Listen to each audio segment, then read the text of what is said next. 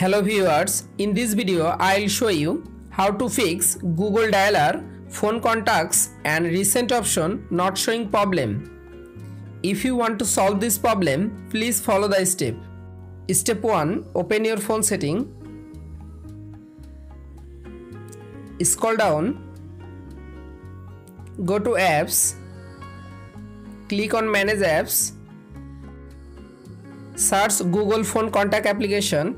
Click on Google phone.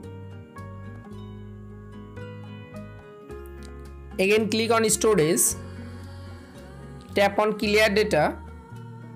Click on clear cache data on Google phone application. Go back. Again tap on apps permission. You can allow all Google phone application apps permission. Step 2. Restart your device. Open your Google phone contacts application. You can follow all of the steps to fix Google Dialer, phone contacts and recent option not showing problem.